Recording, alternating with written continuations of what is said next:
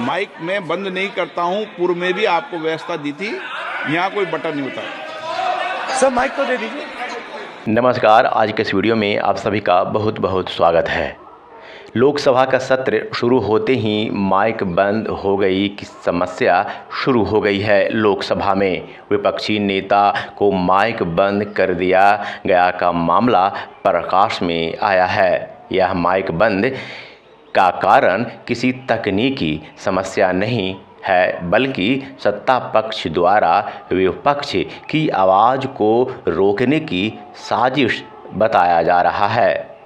अब बात यह है कि दो फोर्सेस हैं, एक तरफ नहीं माने। हालांकि लोकसभा स्पीकर ओम बिरला विपक्ष के इस आरोप को ऑन द स्पॉट खारिज कर दिया। उन्होंने साफ तौर से सदन को बता दिया है कि यहाँ माइक बंद नहीं किया जाता, माइक बंद जैसे काम नहीं किया जाता, बल्कि मेरे पास तो माइक का बटन होता ही नहीं है। माइक मैं बंद नहीं करता हूं। पूर्व में भी आपको व्यवस्था दी थी, यहाँ कोई बटन नहीं होता। सर माइक तो दे दीजिए।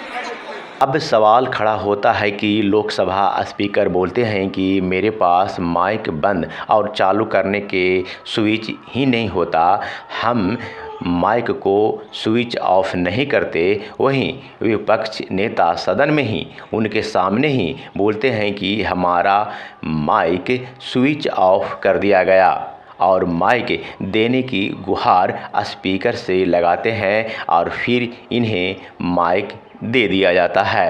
भारत के लोगों को गौर करने वाली बात यह है कि विपक्ष का माइक तब बंद हुआ है जब विपक्षी नेता नीट परीक्षा में हुई धांधली पर सत्ता पक्ष और विपक्ष का एक ज्वाइंट बहस की बात की। नीट परीक्षा में हुई धांधली का तार सत्ता पक्ष बीजेपी के शीर्ष नेताओं तक पहुंचते देखे जा रहे हैं और इसमें बड़े स्तर पर धांधली हुई है। इसी को लेकर विपक्ष इस पर बहस करने की बात की, लेकिन माइक बंद हो गई। पाकिस्तान के जो स्टूडेंट्स हैं उनको हम जॉइंट मैसेज देना चाहते थे। हाँ दें, आप सुनिए जॉइंट मैसेज देना चाहते थे ऑपोजिशन और सरकार के साइड से कि इस मुद्दे को हम ज़रूरी मानते हैं और इसीलिए हमने सोचा था कि आज स्टूडेंट्स की रिस्पेक्ट करने के लिए हम नीट पर डिस्कशन करें।